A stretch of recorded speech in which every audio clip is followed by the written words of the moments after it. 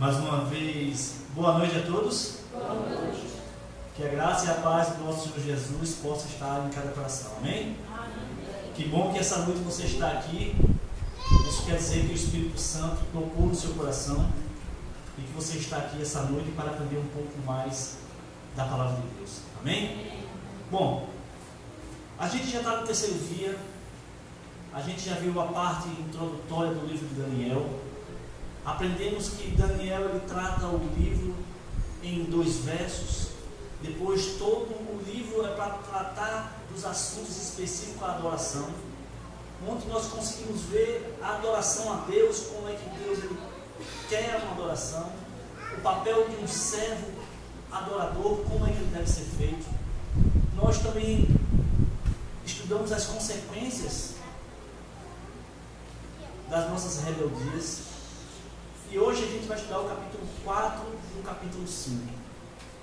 Vamos ver 2 contrastes no livro de Daniel.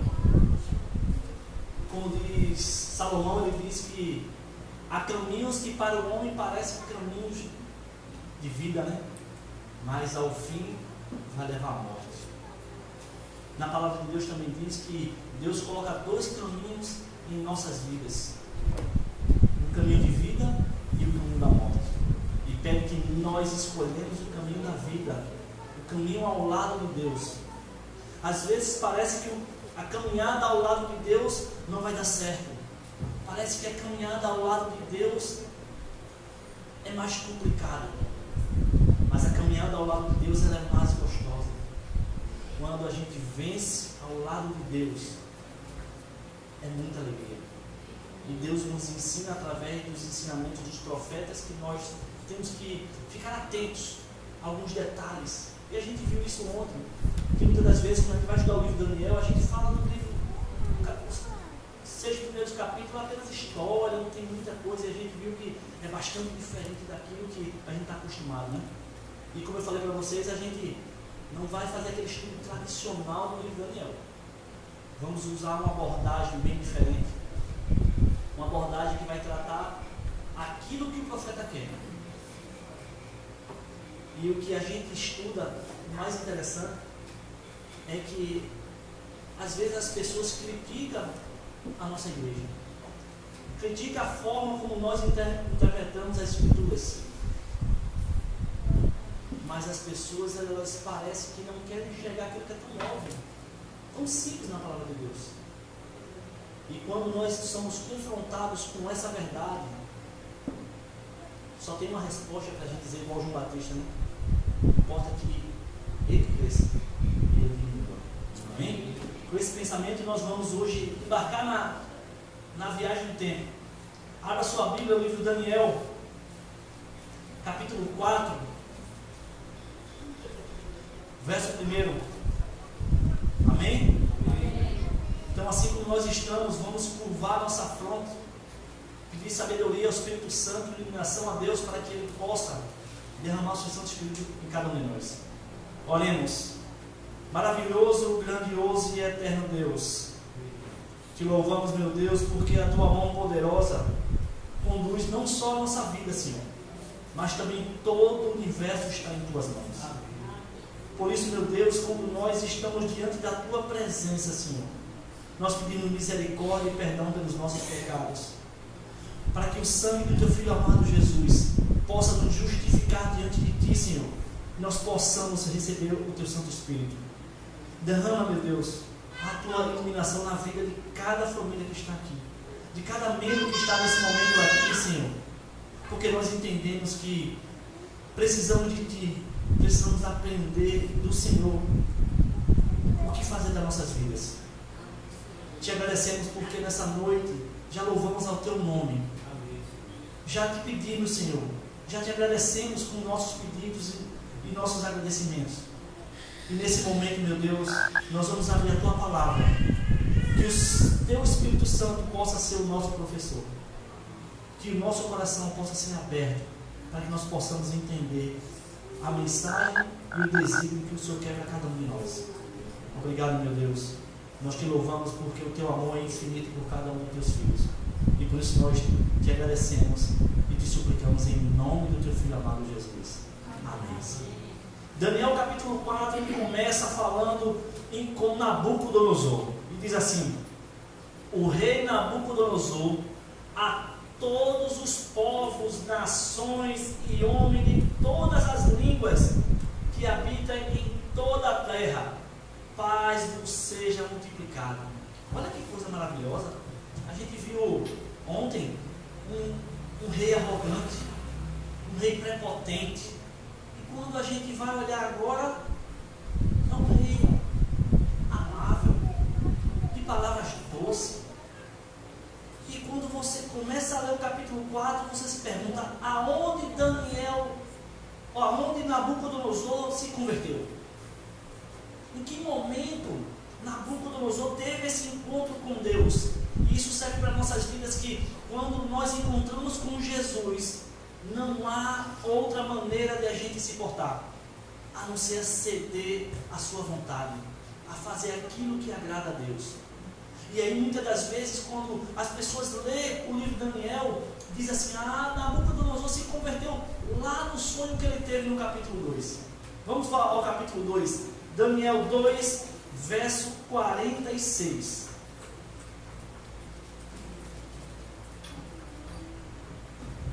Daniel 2, 46. Então o rei Nabucodonosor se inclinou e prostrou o rosto em terra perante Daniel, e ordenou que lhe fizessem uma oferta de manjares e de suave perfume. Disse o rei a Daniel: certamente o vosso Deus é o Deus dos deuses e o Senhor dos reis, e revelador de mistérios, pois pudeste revelar este mistério. Olha que coisa interessante. Só que quando você vai olhar os detalhes do livro de Daniel, Nabucodonosor, ele já adorou a Daniel. Quando ele teve aquele sonho que ele não lembrava do sonho, e Daniel interpretou, ele disse assim: o Deus de Daniel é o meu Deus, é igualzinho a Marduk. E agora ele deitou perante Daniel. Mas espera aí, a Bíblia diz que nós não podemos receber adoração. E agora? Como é que fica essa história? O rei prostrou perante Daniel e adorou e ainda ofereceu ofertas. Muitas das vezes, nós, quando vamos ler a Bíblia, nós não conseguimos entender o que Deus quer passar. Deus, às vezes, Ele não se importa com as atitudes que nós tomamos de uma forma ignorante. Quer ver um exemplo? Você conhece uma pessoa e essa pessoa chega para você e diz: olha, eu estou com tanto problema lá em casa, meu marido está batendo em mim, só faz beber, meus filhos estão pela rua, não me obedecem, eu estou com umas contas atrasadas, eu não sei o que é que eu vou fazer na minha vida. Aí você chega para a pessoa e diz assim: amigo, vamos fazer o seguinte, vamos orar aqui, porque eu tenho um Deus que, meu Deus, é poderoso, meu Deus, Ele consegue resolver os problemas, vamos orar? Aí você ora com aquela pessoa, e daqui a um tempo você encontra aquela pessoa e diz assim: rapaz, a tua oração tem poder, a tua oração mudou minha vida. E Deus, Ele não se importa às vezes com essa maneira que Ele trata, porque Deus trabalha de uma forma didática com as pessoas. A mesma coisa aconteceu com Nabucodonosor, porque Nabucodonosor, naquele contexto, ele adorava um panteão de deuses. E quando ele viu Daniel fazendo aquela interpretação, aí ele achou que era o mesmo Deus dele, que Daniel era um Deus que tinha recebido a instrução de Marduk. Só que quando Daniel trata, se você olhar o livro de Daniel, ele trata o Deus do céu, o Deus da terra, para levar Nabucodonosor a entender que o Deus dele era o verdadeiro. E nesse momento aqui, Nabucodonosor ainda não se converteu. E qual é o momento que ele começa a ver esse Deus maravilhoso? Através das nossas atitudes, através daquilo que nós testemunhamos.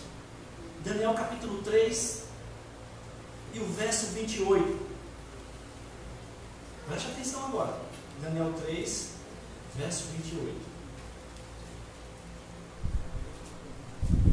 falou Nabucodonosor e disse: bendito seja o Deus de Sadraque, Mesaque e Abednego, que enviou um anjo e livrou os seus servos, que confiaram nele, pois não quiseram cumprir a palavra do rei, preferindo entregar o seu corpo e servir e adorar a qualquer outro Deus, senão ao seu Deus. Então, nesse momento, ele parou e pensou assim: peraí,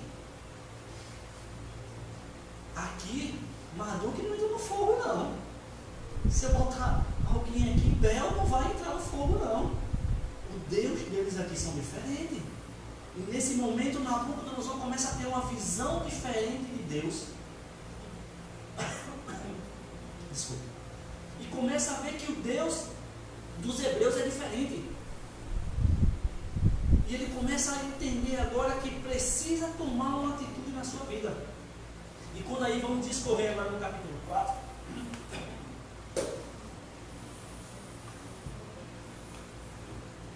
Quando nós vamos discorrer no capítulo 4, do versículo 2 até o versículo 37, você vai ver que Nabucodonosor agora,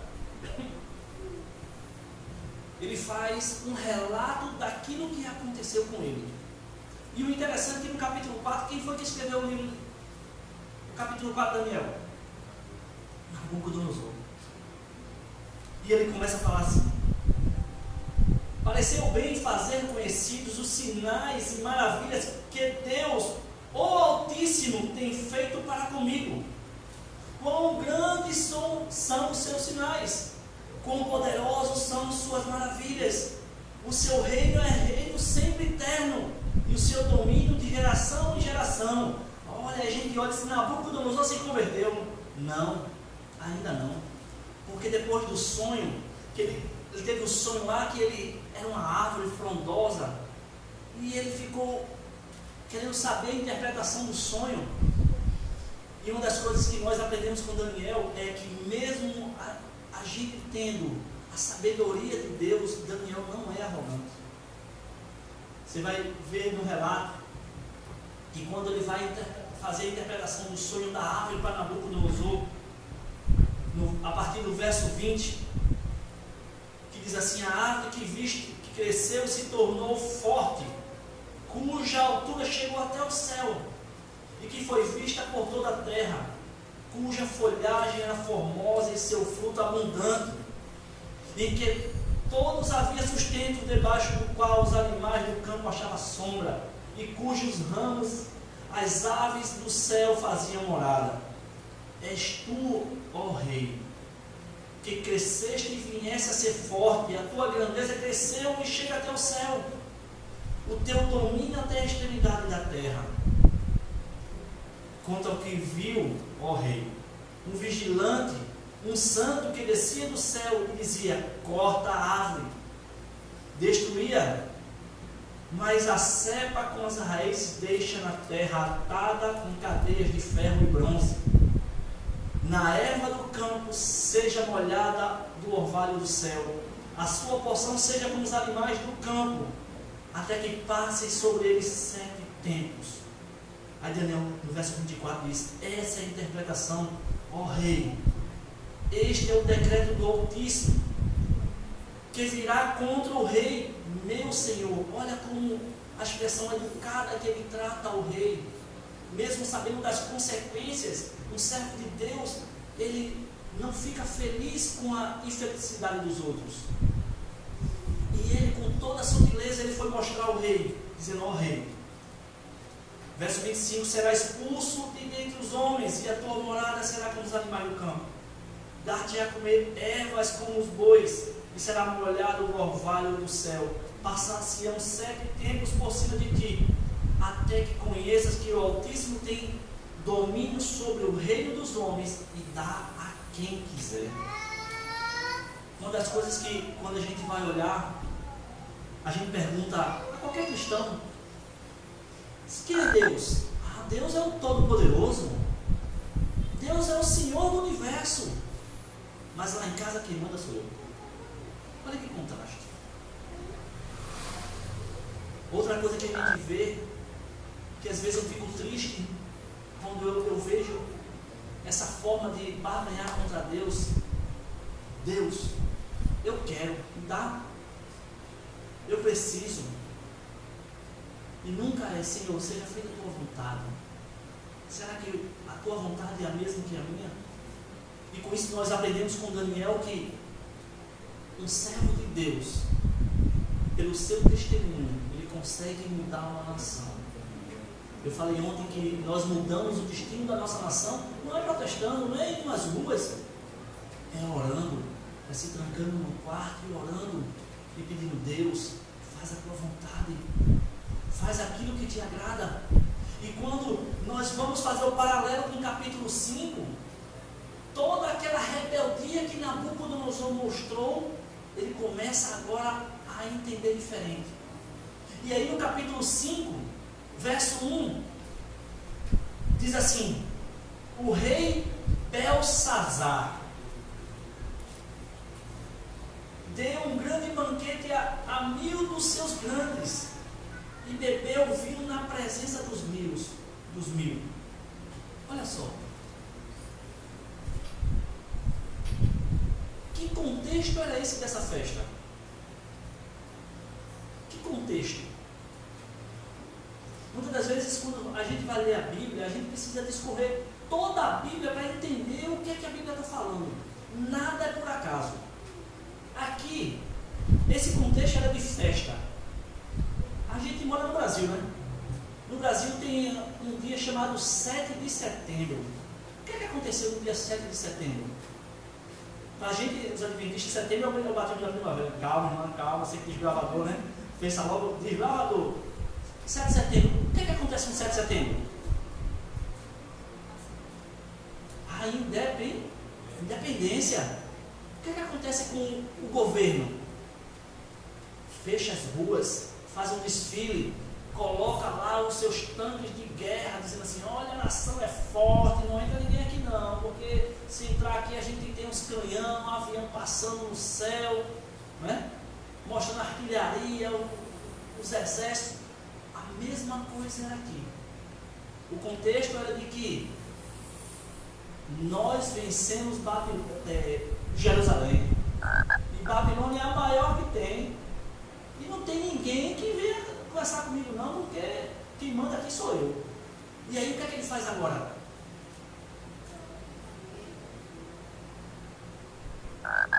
Enquanto Belsazar bebia e apreciava o vinho, verso 2, mandou trazer os utensílios de ouro, de prata, que Nabucodonosor, seu pai, tirara do templo que estava em Jerusalém.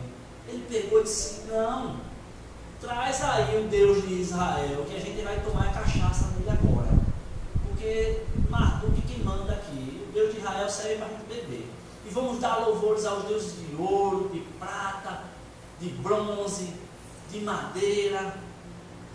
E aí, naquele contexto, na rebeldia de Belsazar, o texto bíblico diz que ele era filho, né? Filho de Nabucodonosor, mas a gente sabe que ele não era o filho diretamente, né? Ele era neto de Nabucodonosor, ou genro, como alguns teólogos dizem, e que ele agora disse assim: não, meu pai, quando ganhou de Jerusalém, ele festejava, mas nunca fez isso, e agora quem manda sou eu. E muitas das vezes nós precisamos entender que quando há uma rebeldia, Deus, ele não gosta. Só que Nabonido fez uma coisa que Nabucodonosor nunca fez, porque não é relatado isso de Nabucodonosor, mas Nabonido pegou os utensílios de Deus. E o que eram os utensílios naquele momento? Porque o profeta se preocupou novamente em falar dos utensílios, porque aquilo estava desagradando a Deus. E aí o que é que acontece logo em seguida?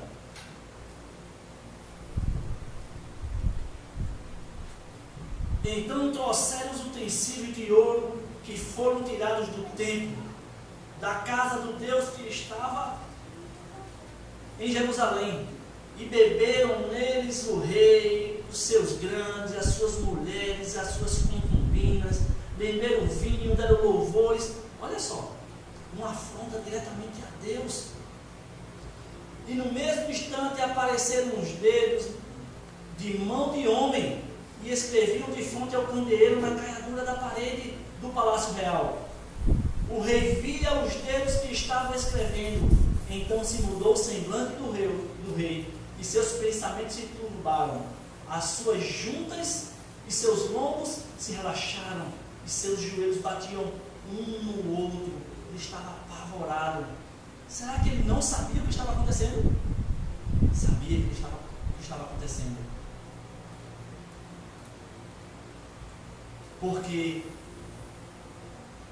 quando ele viu aquelas palavras na parede, apareceu 4 palavrinhas: Mene, Mene, Tekel, Parsim. Se a gente fosse trazer essa leitura para os nossos dias, vou fazer uma leitura bem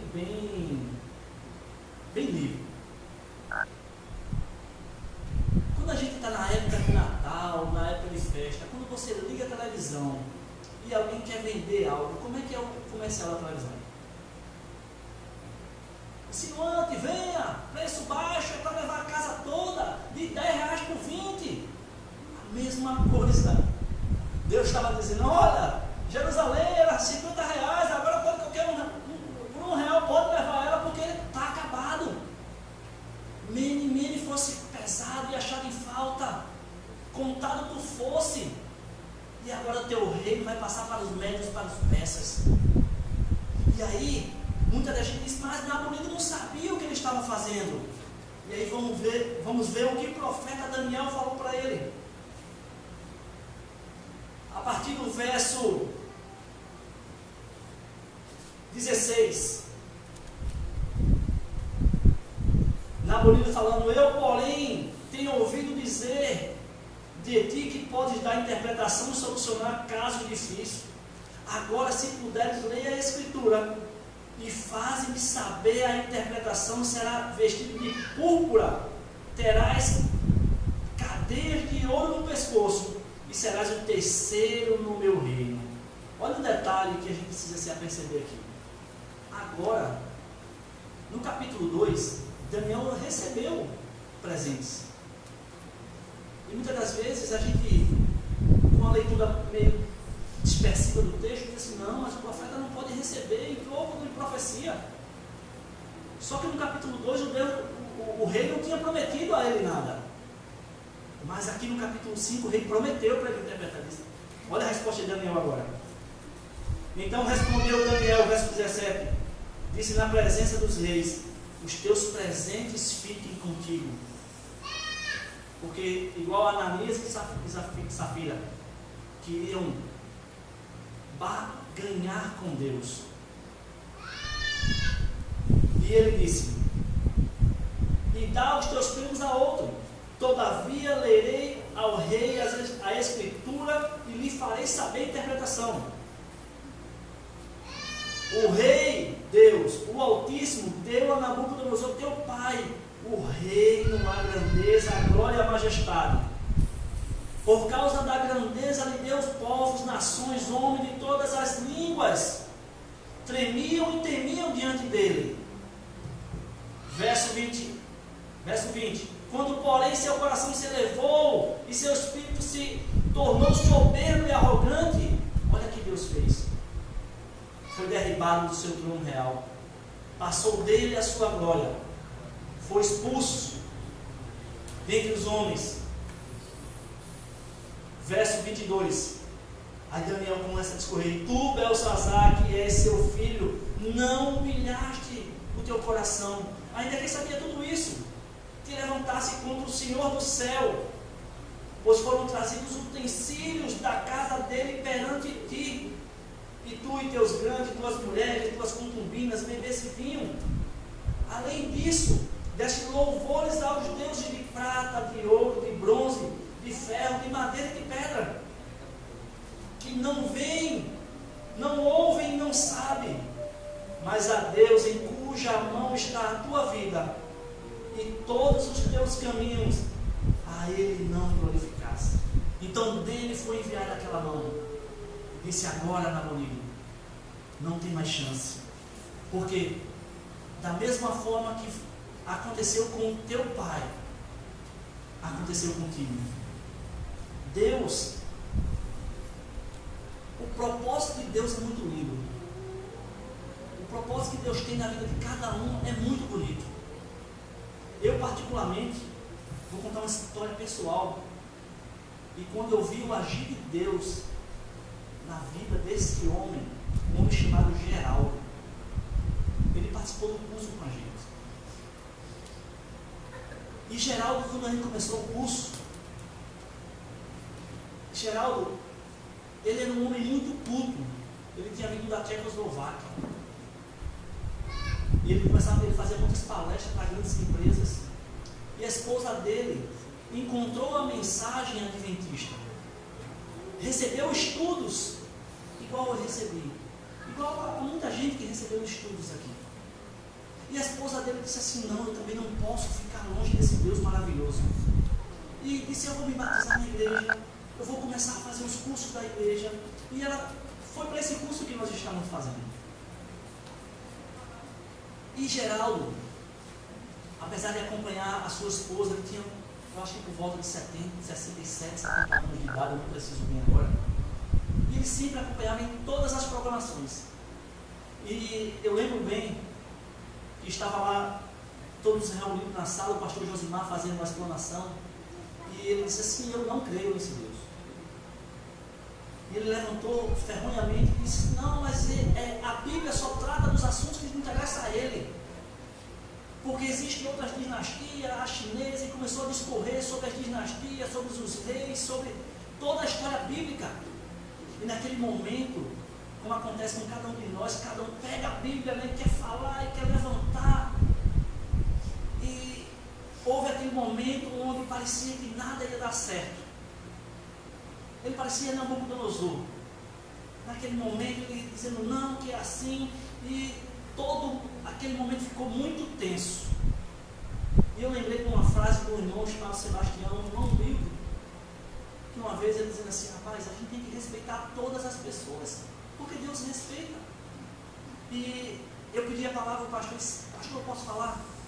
Ele pode.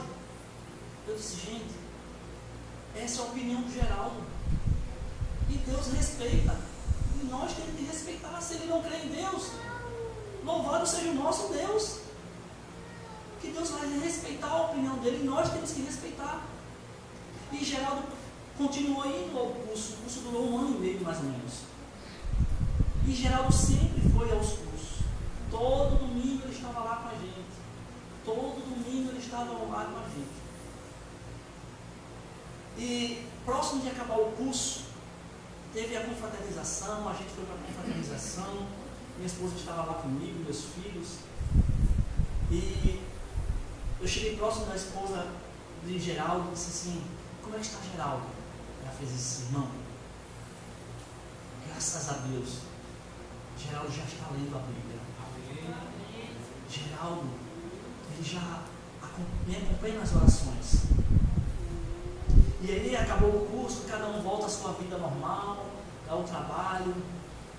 2 meses depois, eu recebo a mensagem no grupo que Geraldo faleceu. Geraldo havia tido um infarto fulminante e ele faleceu. Naquele momento eu caí em prantos, como se fosse alguém da minha família, fosse algum familiar meu. Porque naquele momento eu vi todo o esforço que Deus fez para salvar Geraldo. Deus mobilizou uma turma inteira, vários pastores, para tocar no coração de Geraldo, dizendo assim: Geraldo, tu tem poucos dias de vida, o que é que tu estás fazendo? Me aceita. E eu tenho a plena certeza que na manhã da ressurreição, Geraldo vai se levantar. Porque esse é o desejo de Deus que a gente vê quando Deus trabalha no coração de Nabucodonosor e no coração de Belsazar. E muitas das vezes a gente fica triste quando a gente passa no estudo bíblico, faz um estudo bíblico e a pessoa diz: ainda não, 2 estudo bíblico e a pessoa diz ainda não. Nós não sabemos o que vai acontecer em nossa vida amanhã. Quais são os desígnios de Deus em nossas vidas e nós ficamos postergando a nossa decisão ao lado de Deus. Se nós soubéssemos que nós iríamos morrer amanhã, como seria a sua decisão ao lado de Deus? Por isso que a Bíblia diz, quando ouvir a voz do Espírito Santo, não endureçais o vosso coração. Porque Deus clama a cada um de nós, porque Ele diz assim, eu não tenho prazer na morte de ninguém. 2 Pedro capítulo 3, verso 8 e 9 diz que Deus ama a todos e quer que todos cheguem ao arrependimento. E esse é o nosso papel, levar essa mensagem. E você que está ouvindo essa mensagem, abra o coração, porque Deus Ele quer te salvar. Deus Ele quer salvar a sua família. E aí a gente vê o contraste das coisas que aconteceu no capítulo 4, no capítulo 5, Nabonido não humilhou o coração, não aceitou aquela mensagem, sendo o seu último dia de vida. Olha só, Deus deu a oportunidade dele até o último dia, e ele mesmo assim recusou aquilo que Deus deu de graça. E quando nós vemos o contraste com Nabucodonosor, que tinha o mesmo caráter do seu pai, Nabopolassar. Ele viu os jovens andando na fornalha sem pegar fogo, sem se queimar. Ele viu Daniel interpretar os sonhos que ninguém sabia. E ele disse, não, ainda não é o meu tempo. Como os jovens dizem, né? Não, eu sou novo ainda. Eu ainda tenho tempo para viver. No capítulo 4 a gente vê que ele mesmo diz assim, não, eu não vou aceitar essa mensagem que o meu reino vai passar. O meu reino ele vai ser igual ao do eterno, porque eu sou um Deus. E Deus trabalhando no coração daquele homem, e ele muda os seus pensamentos assim, não, Senhor. No final do capítulo 4, Nabucodonosor, louvado seja Deus por isso, quebrando aquele coração, ele aceita aquela mensagem e diz assim, Senhor, eu não posso mais ficar como eu estou. Aceita esse humilde coração que eu tenho, porque é tudo que eu tenho para te dar, porque a minha vida é uma desgraça. Deus faz a mesma coisa em nossas vidas hoje. Nós andamos por aí, no começo a violência, será que nós vamos chegar em casa? Deus quer nos salvar a cada momento, a cada dia, e muitas das vezes nós fazemos como Nabonido. Nós negamos o presente que Deus quer nos dar. Muitas das vezes nós passamos semanas inteiras ouvindo palestras bonitas, ouvindo pregações maravilhosas sobre a palavra de Deus.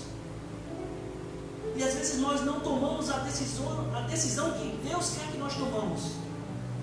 Ah, Senhor, mas é porque eu tenho muita coisa a ajeitar na minha vida, no meu trabalho.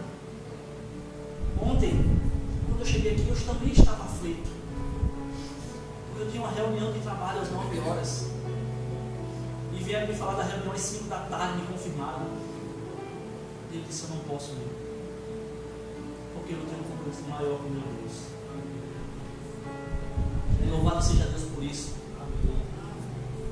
Porque quando eu cheguei no trabalho hoje, eu pensei, vou levar um puxão de orelha. Mas não. Não aconteceu nada. Então, em alguns momentos da nossa vida, nós temos que tomar decisões ao lado de Deus. E são decisões difíceis. Mas muitas das vezes Deus não pode te ajudar porque você continua no mesmo local. A gente estava fazendo um acampamento e teve uns jovens nesse acampamento de carnaval. Ele foi muito marcante para mim, porque mais uma vez eu vi a mão de Deus agindo em prol das pessoas que Ele ama. E os jovens, eu conversando com uma jovem lá, a jovem disse assim, não, irmão, mas está tudo perdido para mim, eu não acredito mais em Deus, Deus para mim, sabe? Porque quando eu me batizei, eu pensei que a igreja só tinha santinho, anjinhos voando dentro da igreja. Mas eu disse, irmão, mas a igreja é uma UTI que está cheia de pessoas doentes, precisando de misericórdia, de graça, de salvação. Pessoas falhas como eu, que precisam cada dia melhorar. Ela disse, mas eu não acredito mais nesse Deus. E eu disse a ela, sabe, você tem razão. Ele não acredita mais nesse Deus. Porque Deus chegou até aqui. Eu tenho certeza que Deus mandou você até aqui para que você ouvisse isso. Deus, ele veio em busca de você. E nesse momento ele chegou até você, até a sua frente. Igual que ele fez com Pedro, estendeu a mão. Mas só que você não disse, Senhor, salva-me. E o Senhor teve que recolher a mão dele. E essa irmã, meses depois, a gente teve o prazer de ver ela descer as águas. A mesma coisa para você que está estudando a palavra de Deus. Para você que está ouvindo essa semana de oração. Entenda, o propósito que Deus tem na tua vida é um propósito de felicidade. Deus quer te dar coisas melhores. Mas sabemos que decisões são difíceis. Mas você precisa tomar uma decisão ao lado do seu Deus. Porque eu creio que esse Deus que abriu o mar vermelho é o mesmo Deus que quer abrir as bênçãos na tua vida. E muitas das vezes a bênção não chega porque você não estende a mão e diz, Senhor, eis-me aqui, Senhor. Envia-me a mim. Mas como a palavra de Deus diz que ela não volta vazia, pela graça e pela misericórdia de Deus, eu sei que Ele está trabalhando na tua vida, para que você possa tomar uma decisão coerente, uma decisão ao lado de Deus, uma decisão que vai mudar a sua vida para o resto da eternidade. E muitas das vezes nós ficamos pensando, o que vai ser da vida? O que vai ser da minha vida? Mas eu quero viver ainda, eu sou jovem, eu tenho muitas coisas a conquistar, eu preciso me casar, eu preciso ter filhos. E uma vez me perguntaram, mas você parece tão bitolado com esse negócio de igreja, você parece tão, sabe, sem vida. Aí eu disse, rapaz, posso dizer uma coisa para você? Imagina, eu estava com um cabo de vassoura nesse dia, mas vamos imaginar que isso aqui seja a eternidade. A eternidade. Imagina comigo agora, isso aqui seja a eternidade. E você diz que eu sou meio bitolado porque eu acredito na Bíblia. Você diz que eu não sou feliz. Agora deixa eu te perguntar uma coisa. Se isso aqui é a eternidade que Deus quer me dar, uma eternidade que eu tenho a aproveitar ao lado de Deus, e você diz que não pode tomar uma decisão ao lado de Deus porque você precisa trabalhar, casar, ter filhos, construir casas, ter patrimônio e ficar com apenas esse pedaço dos 70 anos da eternidade, e eu é que sou louco de não trocar isso por isso, e você que está trocando isso por isso, não é louco? Por isso que muitas das vezes nós temos que tomar decisões. O irmão Roberto vai cantar uma música, né? Com essa voz muito linda. E eu queria que você refletisse na letra da música. E que você dissesse assim, Deus, eu preciso tomar minha decisão. A minha vida está toda bagunçada. Eu não sei direito o que eu quero ainda na minha vida, Senhor. Mas hoje eu vou fazer a Tua vontade. Hoje eu vou tomar a minha decisão ao Teu lado. Se eu não estudava a Bíblia, eu vou estudar mais. Se eu não orava, eu vou orar mais.